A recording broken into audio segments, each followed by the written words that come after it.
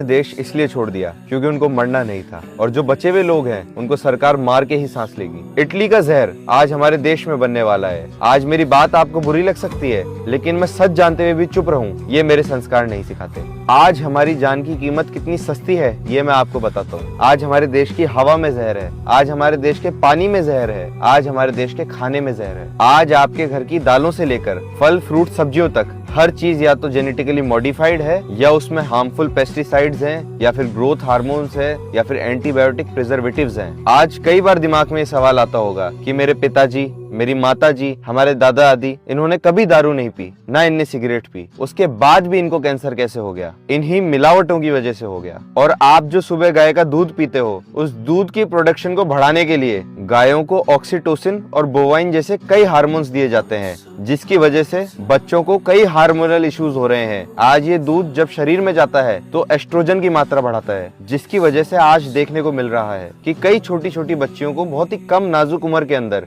Menstrual cycle शुरू हो जाती है। अगर आज सरकार इन चीजों को नहीं रोक पा रही है तो सरकार को ये चीज कंपलसरी कर देनी चाहिए कि हर खाने की चीज पे लेबल हो जिस पर लिखा हुआ हो स्पष्ट तरीके से कि ये खाना ऑर्गेनिक है या इसके अंदर किसी प्रकार के ग्रोथ हार्मोन्स, एंटीबायोटिक्स या फिर पेस्टिसाइड्स का यूज किया गया है। क्योंकि देश की जनता को झूठे भरोसे पर रख के बीमार करना सही नहीं है। आज पीने के पानी की क्या हालत है ये आप सब लोगों ने देख लिया है, और दिल्ली की हवा में सांस लेने पर तो आपके बिना सिगरेट पिए ही फेफड़े काले पड़ रहे हैं और लंग कैंसर जैसी बीमारी के खतरे बढ़ रहे हैं। और आज यही हाल पूरे देश का होता जा रहा है। और आज इतना कुछ हो जाने के बाद भी ये सरकार पूरी जी जान से लगी हुई है हालातों को और खराब करने में। महाराष्ट्र में अब एक केमिकल बनने जा रहा है जो दुनिया के कई देशों के अंदर बैन है। इसको फॉरएवर केमिकल बोलते हैं, क्योंकि ये कभी भी नष्ट नहीं किया जा सकता, चाहे ये आपके खून में क्यों ना हो। और यह केमिकल पहले कुछ समय के लिए इटली में बनाया जा रहा था, और आज इसको इटली में भी बैन कर दिया गया है, क्योंकि इटली के नेशनल हेल्थ इंस्टीट्यूट के अकॉर्डिंग इंसान के खून के अंदर पीएफएस यानी कि फॉरएवर केमिकल की मात्रा 8 नैनोग्राम से कम होनी चाहिए। लेकिन उस फैक्ट्री के वर्कर्स के खून में 91,000 नैनोग्राम से भी ज्यादा पीएफएस मिले, और वहाँ के पानी में भी पीएफएस मिल जाने के कारण अप्रोक्स 3,50,000 लोग इस चीज से कंटेमिनेट हो गए। और ये फॉरएवर केमिकल सिर्फ उनके खून में ही नहीं, वहाँ की महिलाओं के ब्रेस्ट मिल्क तक में मिला। और इस केमिकल के कॉन्टेक्ट में आ जाने से आपको heart disease, cancer, liver and kidney damage और रिप्रोडक्टिव डिसऑर्डर्स तक फेस करने पड़ सकते हैं। और इंडिया में जहाँ पर ये केमिकल खुद बनने जा रहे हैं, वहाँ पर इनको रेगुलेट करने के लिए कोई लॉज भी नहीं है। तो मेरे देश के सभी जेनजीज और युवाओं से एक रिक्वेस्ट है कि मेरे इस मैसेज को देश के हर एक व्यक्ति तक ये वीडियो शेयर करके पहुंचाए, क्योंकि मैं इस लड़ाई को अकेले नहीं लड़ सकता। तो अब समय आ गया है कि हम सब फिर एक साथ मिलकर हमारे देश को बचाएं।